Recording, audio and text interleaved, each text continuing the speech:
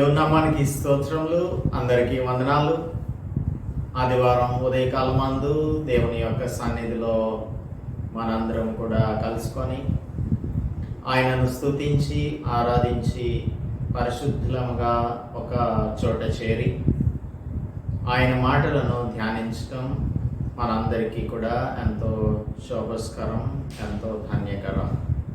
ఈ ఉదయకాలం మందు దానియేలు గ్రంథం 9వ అధ్యాయంలో నుంచి మనం ధ్యానం చేస్తూ ఉన్నాం. లాస్ట్ 4 వీక్స్ నుంచి ధ్యానం చేస్తూ ఉన్నాం.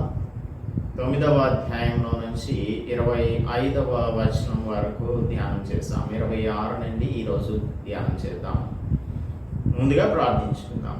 పరిశుద్ధుడా, మా ప్రియ రక్షక, మా ప్రభువా, మా దేవా, ఈ ఆదివారం ఉదయం మా ప్రియులందరితో కూడా కలిసి మేము మీ వాక్యంను ధ్యానించుటకు మాకు అనుగ్రహించిన ఈ ప్రశస్త సమయమును బట్టి కోటాను వందనములు, స్తుతులు, స్తోత్రములు చెల్లిస్తున్నాం. మాతోనూ మా ప్రియులతోనూ మాట్లాడండి. ఈ ఎస్కెటాలజీకి సంబంధించిన వాక్య భాగము మాకందరికీ కూడా క్రిస్టల్ క్లియర్గా అర్థమవునట్లు సహాయం చేయమని క్రీస్తు యేసు పరిశుద్ధ నామములో ప్రార్థిస్తున్నాం తండ్రి. ఆమేన్. Welcome back. Let us turn our Bibles to the book of Daniel, chapter 9, verse 25, 26 and 27. 25వ వచనం వరకు మనం ఆల్రెడీ ధ్యానం చేద్దాం. But let us have a background of what we have completed until now. 25వ వచనం, యెరూషలేము మరలా కట్టించవచ్చునని ఆజ్ఞ బయలుదేరిన సమయం మొదలుకొని అభిషిక్తుడగు అధిపతి వచ్చు వరకు 7 వారములు పట్టును అని స్పష్టంగా గ్రహించుము. 62 వారములు తొందరగల సమయములందు పట్టణపు రాజవీధులను కందకములను మరలా కట్టబడును. ఇది 25వ వచనం. దీని యొక్క బ్యాక్గ్రౌండ్ మనం చూసాము. 9:25 ప్రకారంగా ఆజ్ఞ బయలుదేరే సమయం అనేది మనకు డిక్రీస్ పరిశుద్ధ గ్రంథంలో, ఎజ్రా గ్రంథంలో 3 డిక్రీస్ని మనం చూస్తాం. 3 ఆజ్ఞలు. మొట్టమొదటి ఆజ్ఞ ఎజ్రా గ్రంథం 1వ అధ్యాయం మొదటి 4 వచనాలలోనూ, అదేవిధంగా 5వ అధ్యాయం 13 నుంచి 17 వచనాల వరకు రాజైన కోరెషు ఇజ్రాయేలీలు వారి యొక్క దేశం నాకు తిరిగి వెళ్ళవచ్చునని ఒక డిక్రీని పాస్ చేశాడు. ఆ డిక్రీ 538 BCలో ఇవ్వబడినటువంటి డిక్రీ. అదేవిధంగా ఎజ్రా గ్రంథంలోనే 6వ అధ్యాయం 6 నుంచి 12 వరకు దర్యావేషు అనే రాజు BC 517వ సంవత్సరంలో ఎజ్రాకు ఈ యెరూషలేము దేవాలయము నిర్మించుటకు గాను ఆయన పర్మిషన్ని ఇచ్చి డిక్రీని ఇచ్చాడు. డిక్రీ అనగా ఆజ్ఞ ఇచ్చారు. అది 2వ ఆజ్ఞ. 3వది ఎజ్రా గ్రంథం 7వ అధ్యాయం 11 నుంచి 26 వచనాల మధ్యలో మనం చూడవచ్చు. రాజైన అర్తహషస్త ఒక డిక్రీ చేశాడు. ఆ డిక్రీ ప్రకారంగా ఎజ్రాకు సేఫ్ ప్యాసేజ్ని, తర్వాత కొన్ని సప్లైస్ని ఇచ్చి యెరూషలేమునకు తిరిగి వెళ్ళి అది రీబిల్డ్ చేయమని, టెంపుల్ రీబిల్డ్ చేయమని చెప్పాడు. అది 458 BCలో జరిగింది. అయితే నెహెమ్యా గ్రంథంలో ఇప్పుడు మనకి చెప్పబడుతున్నటువంటి మాట, యెరూషలేమును మరలా కట్టింపవచ్చునని ఆజ్ఞ బయలుదేరిన సమయం మొదలుకొని అభిషిక్తుడగు అధిపతి వచ్చు వరకు 62 వారములు పట్టును అని స్పష్టంగా గ్రహించుము అంటున్నాడు. ఈ 62 వారముల తొందరగల సమయములందు పట్టణపు రాజవీధులను కందకములను మరలా కట్టబడును. అంటే పరిశుద్ధ గ్రంథంలో నెహెమ్యా గ్రంథం 2వ అధ్యాయం మొదటి 8 వచనాలలో మనం చూడవచ్చు. The streets will be built and the walls will be built. Ezra గ్రంథం అంతా కూడా యెరూషలేము దేవాలయం యొక్క పునర్నిర్మాణం గురించి మాట్లాడితే నెహెమియా గ్రంథంలో యెరూషలేము ప్రాకారములు కట్టబడటాన్ని గురించి మనం చదువుకుంటాము. సో ఇది 445 BCలో జరిగినటువంటి సంఘటన. కాబట్టి ఒకే ఒక డిగ్రీ యెరూషలేము ప్రాకారములను గురించి కట్టబడటాన్ని గురించి ఇవ్వబడింది. యెరూషలేము దేవాలయ పునర్నిర్మాణం గురించి ఎజ్రా గ్రంథంలో 3 డిగ్రీలు ఇవ్వబడ్డాయి. So the time period wear the city of Jerusalem rebuilt, ఇది ఫస్ట్ సెవెన్స్లో భాగం. 62 ఏళ్ళు అంటే 62 వారములు అని ఇక్కడ చెప్పబడి ఉంది కదా. 62 వారాలు ప్లస్ 7 వారాలు, దీనిని మొత్తం కలిపితే 69 వారాలు. దీనిని మనం 69 ఇంటూ 7 కింద కన్సిడర్ చేస్తే జూయిష్ ఇయర్స్ క్రింద 483 ఇయర్స్ వస్తాయి. కాబట్టి ఈ 483 ప్రవచన సంవత్సరాలు 33 లేదంటే 32, 33 ఏడి నిసాన్ నెలలో పూర్తవుతుంది అన్నమాట. ఈ డిగ్రీస్ని ఆధారం చేసుకొని మొత్తంగా చెప్పాలి అని అంటే యేసు ప్రభువు యెరూషలేములోనికి ట్రయంఫల్ ఎంట్రీలో వెళ్ళినప్పుడు, అనగా జకర్యా గ్రంథం 9:9లో రాయబడినట్లుగా, జకర్యా రాసినటువంటిది 9:9, ఇదిగో నీ రాజు సాత్వికుడై. Let us see Zechariah chapter 9 and verse 9. సియోను నివాసులారా బహుగా సంతోషించుడి, యెరూషలేము నివాసులారా ఉల్లాసముగా ఉండుడి. నీ రాజు నీతిపరుడును రక్షణ గలవాడును దీనుడునై గాడిదను గాడిద పిల్లను ఎక్కి నీ వద్దకు వచ్చుచున్నాడు అని రాయబడి ఉన్నటువంటి ఆ ప్రవచన నెరవేర్పుగా యేసుక్రీస్తు ప్రభువు యెరూషలేము పట్టణంలోనికి ప్రవేశించినప్పుడు అక్కడ అందరూ కూడా ఆయనను ఆహ్వానిస్తూ ఉన్నారు. They were inviting Christ Jesus into Jerusalem.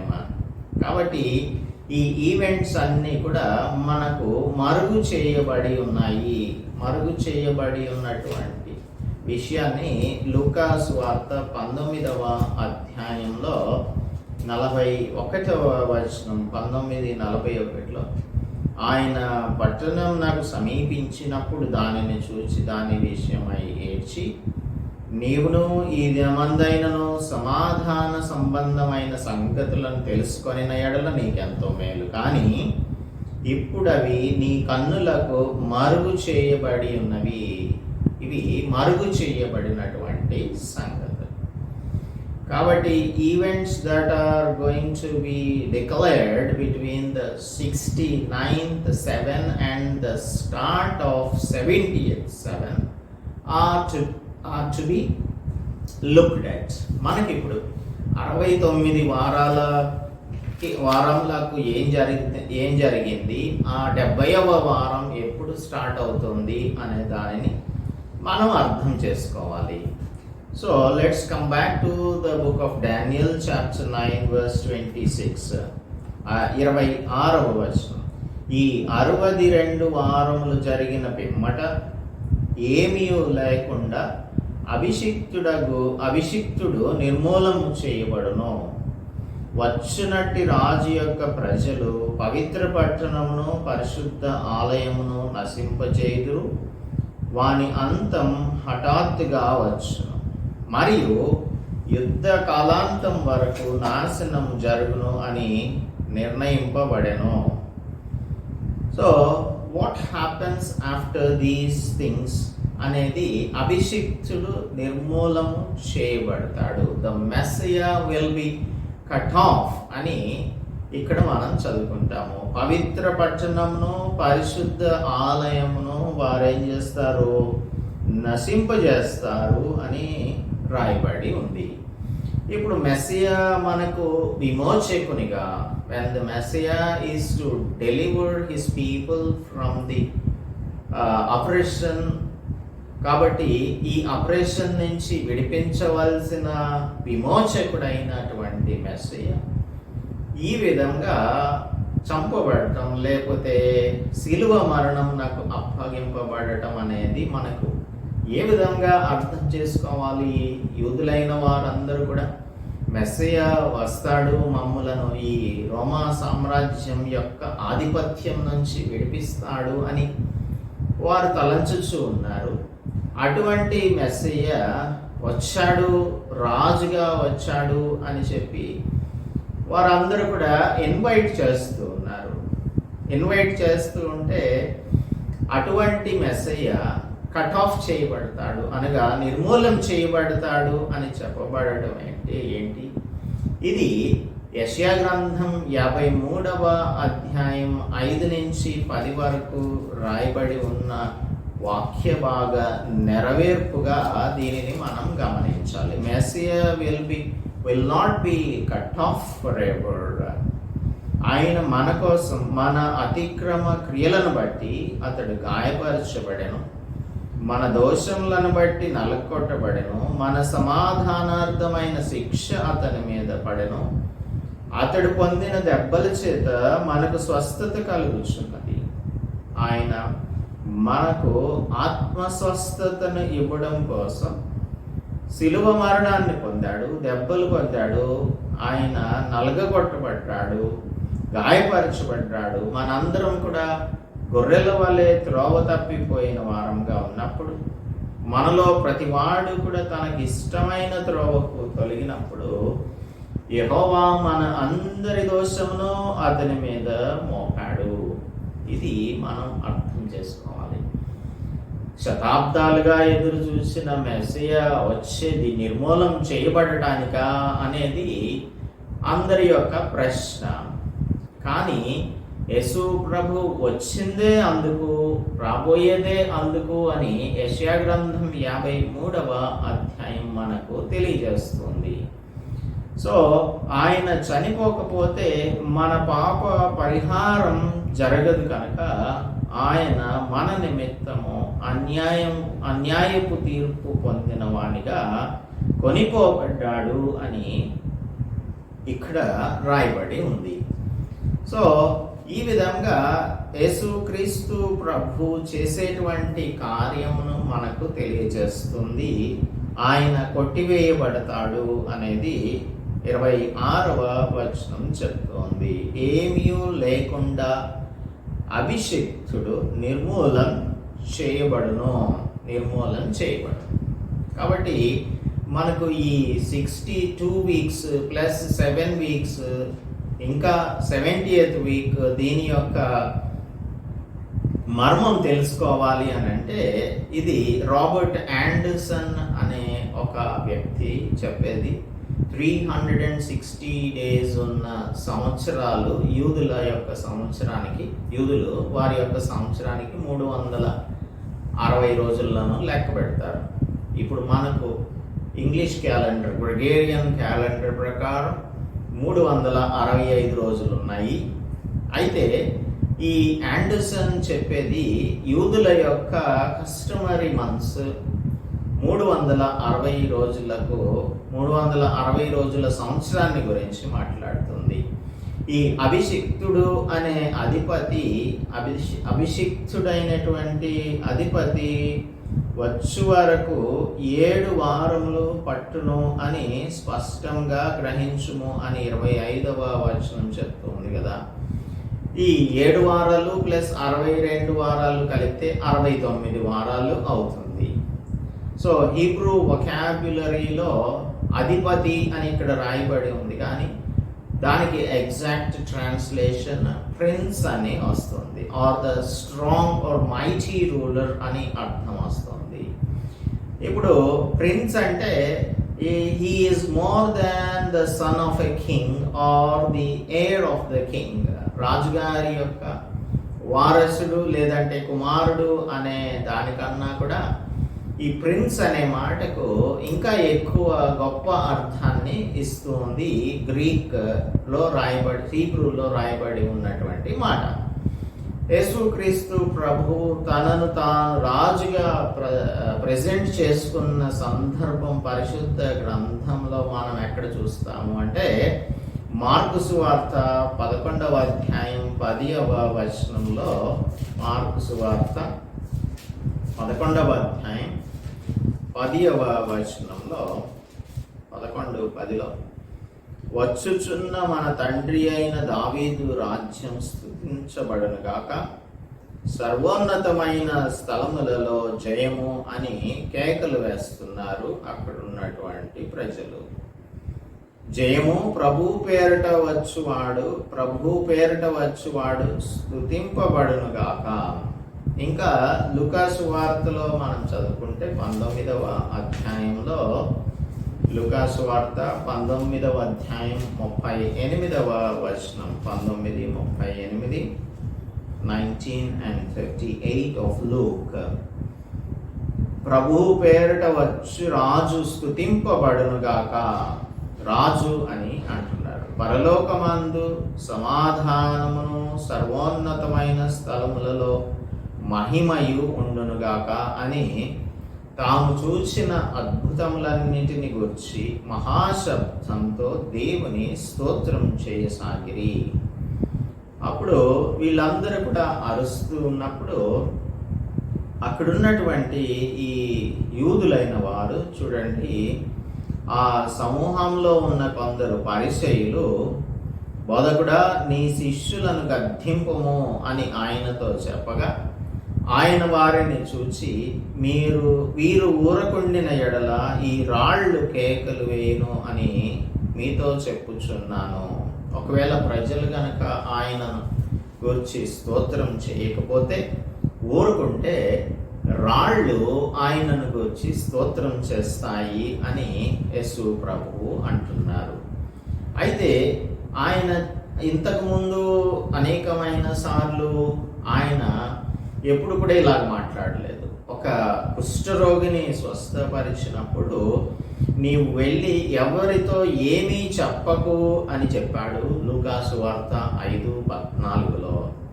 అలాగే 8వ అధ్యాయంలో లూకాసు వార్తలో సమాజ మందిరపు అధికారి కుమార్తెను స్వస్థపరిచినప్పుడు జరిగినది ఎవ్వరితో కూడా చెప్పవద్దు అని ఆయన ఆజ్ఞాపించారు. అయితే ఇక్కడ మాత్రం వీరు ఊరుకుంటే ఈ రాళ్ళు కేకలేస్తాయి అని చెప్తూ ఉన్నారు. సో రాజుగా ఆయన పిలువబడుతూ ఉన్నాడు. అభిషిక్తుడగు అధిపతిగా ఆయన పిలువబడుతూ ఉన్నాడు. అయితే ఈ అభిషిక్తుడగు అధిపతి వచ్చిన తర్వాత 7 వారములు పడుతుంది. ఆయన వచ్చిన తర్వాత ఈ 62 వారాలు 7 వారాలు కలిపితే 69 వారాలు అవుతుంది. ఆయన హఠాత్తుగా నిర్మూలం చేయబడతాడు. 62 వారంలో జరిగిన పిమ్మట ఏమీ లేకుండా అభిషిక్తుడు నిర్మూలం చేయబడతాడు అని ఉంది. కాబట్టి 483 సంవత్సరాలు ఆ డిక్రీ తర్వాత మెస్సియా వస్తారు. వచ్చిన తర్వాత 69 వారాలు అయిపోతాయి. He will be cut off and then the prophetic time or prophetic clock is stopped there. ఎందుకు ఈ ప్రొఫాటిక్ క్లాక్ ఆపివేయబడింది అంటే ఇజ్రాయేలీలు మెస్సియాగా వచ్చిన యేసుక్రీస్తు ప్రభువును తిరస్కరించారు. ఈ తిరస్కరించటాన్ని బట్టి ఈ ప్రొఫాటిక్ క్లాక్ దేవుడు ఆపేశాడు. 69 వారాలు అయిపోయినాయి. అయితే ఈ 70వ వారం ఎప్పుడు జరుగుతుంది అనేది మనకు చాలా ప్రాముఖ్యమైనటువంటి అంశం. దీనిని గురించి తెలియనటువంటి వారు దీనిని గురించి క్లియర్గా తెలుసుకోవాల్సి ఉంటుంది.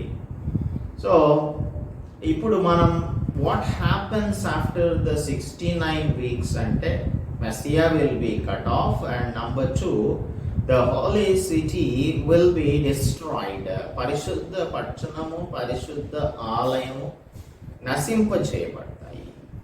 క్రీస్తు శకం 70వ సంవత్సరంలో ఈ రోమన్ ఆర్మీ జెరూసలేంని వారు నాశనం చేసినట్లుగా మనం చదువుకుంటాము చరిత్రలో, క్రీస్తు శకం 70వ సంవత్సరంలో.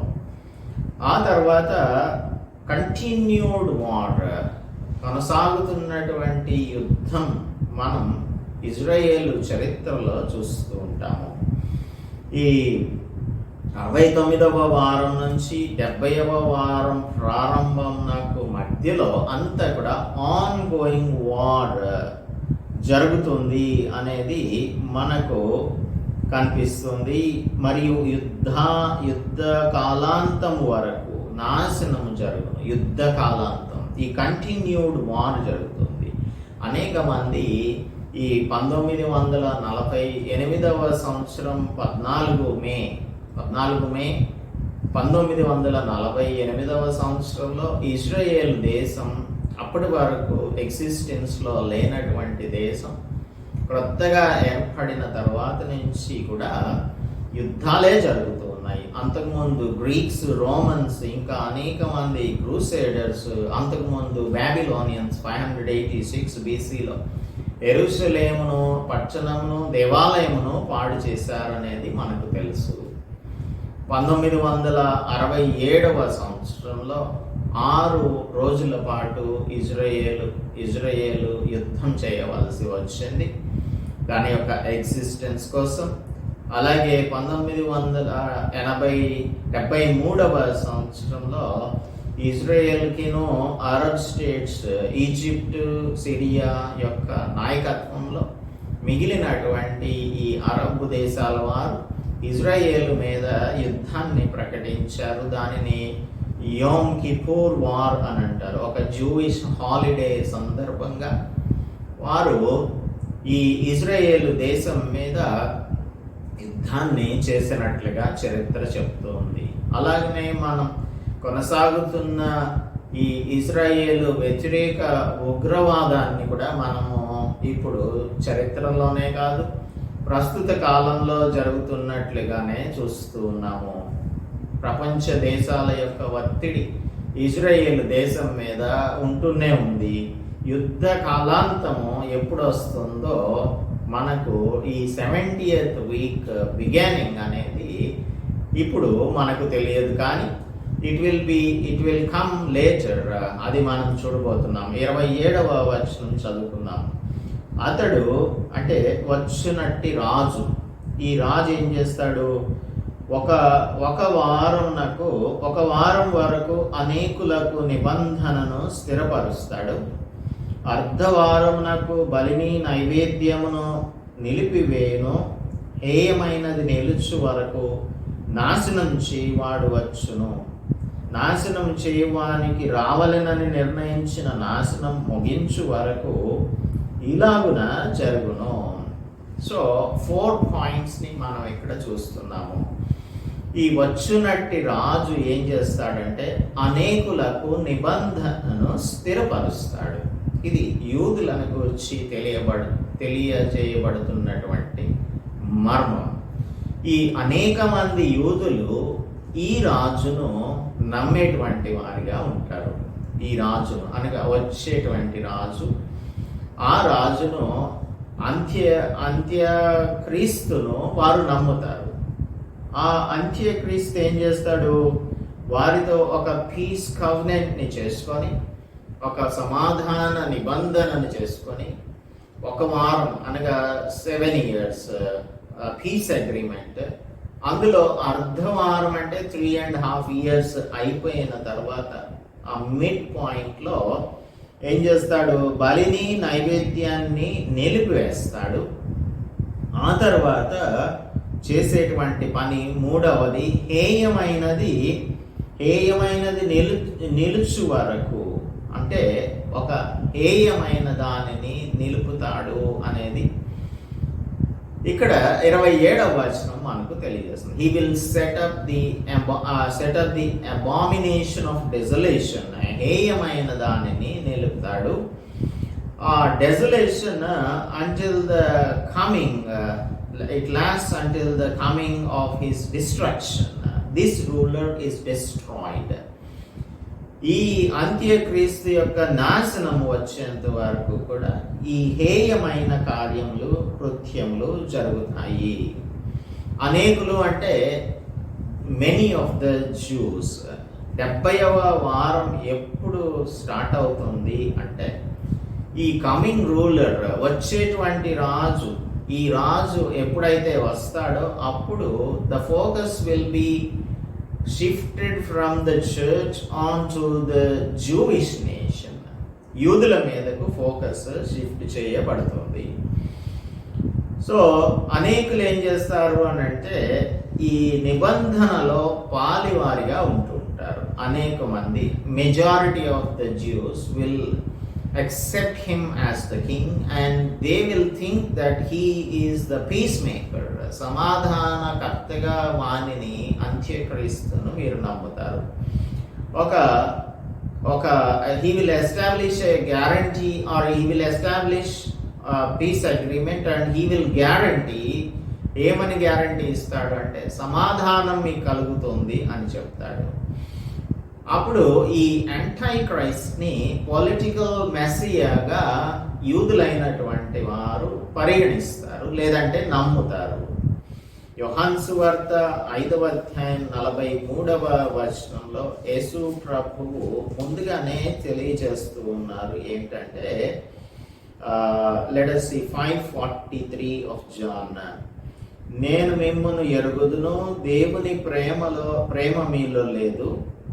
42 కూడా చదవండి. నేను నా తండ్రి నామమున వచ్చి ఉన్నాను, మీరు నన్ను అంగీకరింపరు. మరి ఒకడు అంటే ఈ అంత్యక్రీస్తు తన నామమున వచ్చిన ఎడల వానిని అంగీకరింతురు. యూదులైనటువంటి వారు యేసుక్రీస్తు ప్రభువు మెస్సయ్యగా వస్తే ఆయనను తిరస్కరించారు. కానీ వేరొకడు తన నామంలో వస్తే నేను మీకు శాంతిని కలుగజేస్తాను, సమాధానం అనుగ్రహిస్తాను అని చెప్పినప్పుడు మీరు వానిని అంగీకరిస్తారు అని యేసు ప్రభు ముందుగానే చెప్పారు. కాబట్టి ఈ జరగబోయేటువంటి సంగతులన్నింటినీ కూడా దానియేలు మనకు రికార్డ్ చేసి చూపిస్తూ ఉన్నాడు. అలాగే యేసు ప్రభు కూడా ఆ విషయాలను మరలా తన జనాంగమైన యూదులకు తెలియజేస్తూ ఉన్నారు. ఇప్పుడు 69వ వారంకి 70వ వారం నాకు మధ్యన ఒక లాంగ్ పాజ్ ఉంది, ఒక బ్రేక్ ఉంది. కాబట్టి ఈ బ్రేక్స్, ఈ పాజెస్ మనకు స్ట్రేంజ్గా కనిపించవచ్చు. ఏంటిది మనకు అర్థం కానటువంటి సంగతి అని అనిపించవచ్చు. కానీ ఇవన్నీ కూడా పరిశుద్ధ గ్రంథంలో సర్వసాధారణమైన విషయాలు. యెషయా గ్రంథంలో చెప్పబడినటువంటి సంగతుల యొక్క నెరవేర్పు 9వ అధ్యాయంలో యేసుక్రీస్తు ప్రభు యొక్క రాకడను గురించి చెప్పబడి ఉన్నది. అది జరగటానికి లూకాసు వార్త 1వ అధ్యాయంలో మెస్సియా యొక్క రాకకు మధ్యలో చాలా పెద్ద గ్యాప్ ఉంది, ఒక గొప్ప పాజ్ ఉంది. అనేక సంవత్సరాల గ్యాప్ని మనం చూస్తాము. కాబట్టి ఇజ్రాయెల్ యొక్క రిడెంప్టివ్ ప్లాన్లో 490 సంవత్సరాలు దేవుడు నిర్ణయించాడు. This 490 years of special focus have been established or set up by the Lord. దేవుడే వీటిని ఏర్పాటు చేశాడు. దీనిని మనం అర్థం చేసుకోవాలి. The years that were passed by the Israel's rejection of Christ Jesus and the church age. యేసు ప్రభు తిరస్కరించబడిన తర్వాత సంఘం యొక్క ఏర్పాటు జరిగింది. ఇప్పుడు సంఘం యొక్క కాలం లేదంటే సంఘ యుగం నడుస్తుంది. The church age is going on. ఈ సంఘం రాప్చర్లో ఎత్తబడిన తర్వాత, అనగా యేసుక్రీస్తు ప్రభు మధ్యాకాశానికి వచ్చినప్పుడు సంఘం ఎత్తబడుతుంది. అప్పుడు ఈ స్పెషల్ ఫోకస్ జూయిష్ నేషన్ పైనకు రాబడుతుంది, లేదంటే మరల్చబడుతుంది. అప్పుడు ఇజ్రాయేల్ మీద ఈ ఫోకస్ కేంద్రీకృతం అవుతుంది. అప్పుడు 7 సంవత్సరాల అంత్యక్రీస్తు యొక్క పరిపాలన ప్రారంభమవుతుంది. అయితే ఇక్కడ రాయబడి ఉన్నటువంటి మాట అనేకులు, చాలా మంది అనగా majority of the Jews, they will be unfaithful, but there will be a faithful remnant. ఒక శేషం, విశ్వాసుల, యూదులలో విశ్వాసుల శేషము మిగులుతుంది. వారు యెహోవాను వెదికే వారిగా ఉంటారు. అప్పుడు ఈ 70వ వారం ప్రారంభమవుతుంది. అర్ధవారం నాకు బలి నైవేద్యం నిలిపివేయబడుతుంది.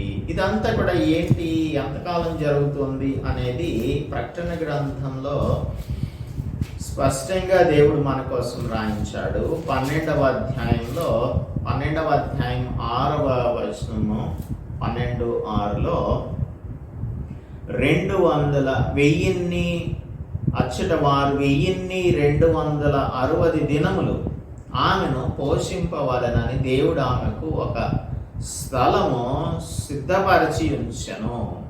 అలాగే 12వ అధ్యాయంలోనే మనకు రాయబడి ఉన్నటువంటి 14వ వచనమును చూసినట్టయితే, అచ్చట ఆ సర్పముఖమును చూడకుండా ఆమె ఒక కాలములు అర్ధకాలము పోషింపబడును. అంటే ఒక కాలం అంటే 1 సంవత్సరం, కాలములు అంటే 2 సంవత్సరాలు, అర్ధకాలం అంటే హాఫ్ ఇయర్, 3.5 years, అనగా 1260 రోజులు, లేదు అంటే 42 నెలలు అని 13వ అధ్యాయం 5వ వచనం నుంచి చూసినట్టయితే అది రాయబడి ఉంటుంది.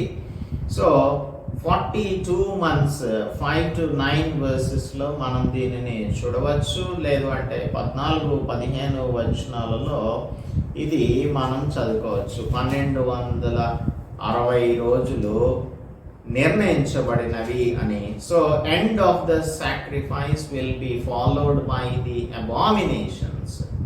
హేయమైనది నిలుచు వరకు డెజొలేషన్ కంటిన్యూ అవుతుంది.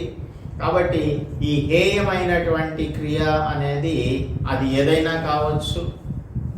యాంటియోకస్ ఎపిఫెనీస్ అనే రాజు ఏం చేశాడు అంటే, ఈ యెరూషలేము దేవాలయమును హేయమైనటువంటి దానితో నింపటానికి పందిని తీసుకొని వచ్చి దానిని వధించి దానిలో ఆ పంది రక్తాన్ని చిందించి అపవిత్రపరిచాడు. అలాంటి అపవిత్రత జరగవచ్చు. లేదు అంటే రాజుల గ్రంథంలో ఈ సొలొమోను చేసినటువంటి కార్యములను కూడా మనం చదువుకుంటాము. అష్టరోతు, కీమోసు, మెల్కోము దేవతలకు ఆలయములను కట్టించి హారిఫిక్ ఐడోలాట్రీని చేశాడు.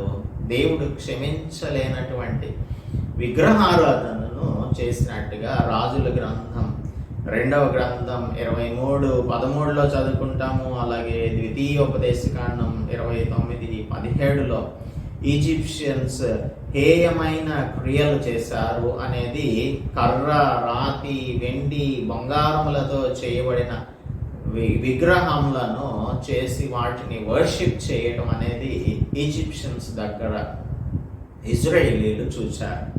అందుకనే ఈ అరణ్యంలో మోసే కొండ మీదకి వెళ్ళినప్పుడు తిరిగి వచ్చే సమయానికి వారు ఒక దూడను చేసుకొని బంగారంతో దానినే నమస్కరించి పూజిస్తూ ఆ దూడే వారిని ఐగుప్తు దేశంలో నుంచి బయటకు రప్పించింది అని అంటూ ఉన్నారు. ఇదంతా కూడా అన్యుల దగ్గర నేర్చుకున్నటువంటిది కనుక ఇటువంటి అబామినేషన్స్, అందుకే యేసు ప్రభు మత్తయి సువార్త 24:15లో ఇది గ్రేట్ ట్రిబ్యులేషన్ కి సైన్ ఏంటి అంటే అబామినేషన్ ఆఫ్ డెసొలేషన్, హేయమైనటువంటి క్రియలు జరుగుతాయి అనేది. అలానే పౌలు కూడా మనకు తెస్సలోనికైలకు రాసిన 2వ పత్రిక 2వ అధ్యాయం 3-4 వచనాలలో చెప్తూ ఉన్నాడు. అయితే దేవుడు నిర్ణయించినటువంటిది ఎంత అని అంటే 490 సంవత్సరాలు, అనగా 1,73,880 రోజులు ఇప్పటికే అయిపోయింది ఇందులో. అంటే 483 సంవత్సరాలు అయిపోయి 490కి ఇంకా 7 సంవత్సరాలు మిగిలి ఉన్నాయి. ఆ 7 సంవత్సరాలు ఎప్పుడు స్టార్ట్ అవుతాయి అంటే చర్చ్ ర్యాప్చర్లో ఎత్తబడిన తర్వాత. సో ఇదంతా కూడా దేవుడు ముందుగానే దానియేలు నాకు తెలియచేసినట్లుగా మనం ఇక్కడ చదువుకుంటాం. అందుకే దానియేలు నీకు గ్రహింప శక్తి ఇవ్వడానికి నేను వచ్చాను అని అంటున్నాడు. మనకి కూడా దేవుడు ఈ ఎండ్ టైమ్స్ని వచ్చి ఎస్కెటలాజికల్ ఇష్యూస్ని అర్థం చేసుకోవడానికి గ్రహింపగలిగిన శక్తిని అనుగ్రహించడానికి ఇక్కడ మనం డిస్కస్ చేసిన లేదంటే ధ్యానం చేసినటువంటి విషయాలన్నీ కూడా ఉపయోగపడతాయి. వీటన్నింటినీ చదువుకుందాము, నేర్చుకుందాము. స్థిరమైనటువంటి క్రైస్తవులంగా దేవుని యొక్క రాకడను గురించి ఎదురు చూసే వారంగా ఉండటానికి దేవుడు మనందరికీ సహాయం చేయనుగాక. ప్రార్థించుకుందాం. పరిశుద్ధుడా, మా ప్రియ రక్షక, మా ప్రభువా, పరిశుద్ధ గ్రంథంలో మాకు అన్ని విషయములను కూడా బయలుపరిచి రాసి ఉంచారు. దానియేలు గ్రంథంలో మీరు చెప్పిన నాయన ఎస్కెటలాజికల్ ఇష్యూస్ని మేము ధ్యానం చేయడానికి మాకు సహాయం చేశారు.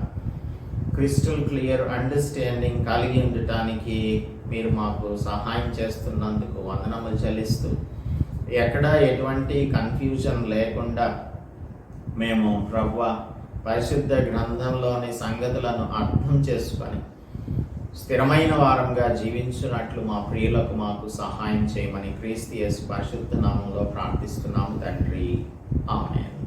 దేవుని నామానికి స్తోత్రం. అందరికీ వందనాలు.